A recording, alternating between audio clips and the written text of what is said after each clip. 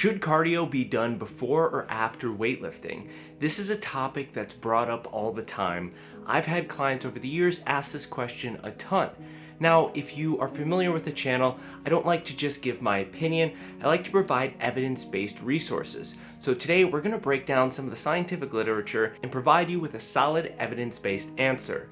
If you enjoy this video and it's informative and helpful for you, make sure you hit that like button so it gets pushed out to more and more people. So let's jump right into this topic. One thing that we need to look at before we give a one-size-fits-all answer is that majority of people that exercise will probably fall into one of these three camps. Camp 1 are individuals trying to lose weight, with Camp 2 being general fitness, where said individuals are just trying to stay healthy or maintain where they're currently at. Or Camp 3 are individuals who are looking to get bigger and or stronger. If you don't fall into one of these specific groups, don't worry, because there's still information here that you can apply to your own training protocols. So now let's take a look at what the scientific literature does have to say. Well, a 2016 study that looked at the reduction in total reps after completing aerobic endurance exercises were trying to evaluate if there was a reduction in total reps performed. The study had participants show up on 4 separate days. Each visit, the subject did aerobic exercise training on the treadmill, and they found that the aerobic exercise performed 10 minutes before resistance exercise led to significant reductions in performance. When looking at each modification in the aerobic endurance training, whether if that was steady state, uphill, or some type of interval training, there was a total of 9 to 18% fewer repetitions performed compared to the control protocol, while seeing squats experiencing the greatest amount of reduction. Having an inability to optimize rep range would affect Camp 3 the most, individuals who are trying to get stronger and bigger. But there is a way we can try to mitigate that total loss in repetitions, and we'll touch on that in just a second.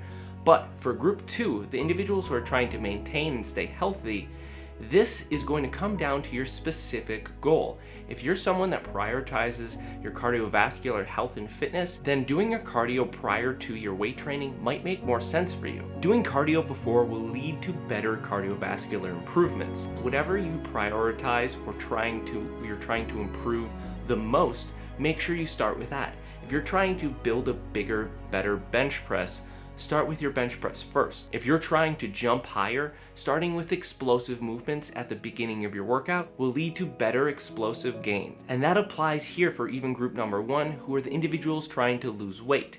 I recently made a video, and if you haven't seen that video, I will link it at the end of this video. In that video, I weighed cardio and resistance training against each other to see which is more beneficial for weight loss. In that video, we found that cardio leads to greater weight loss. Although, I do want to say that resistance training is very important, and that's why I definitely want you to watch that video at the end of this. With all that information I just gave you, that would mean if your main goal is trying to lose weight, showing up and focusing on that most important aspect would be doing cardio prior to weights. That doesn't mean you have to go in this order every time. I personally recommend switching it up sometimes to alter the stimulus you're providing to those muscles. I think a big problem on both sides of the spectrum is whatever you come in and do first, people end up typically saying, I have enough energy to, let's say, do my cardio for 30 minutes after my weight training session.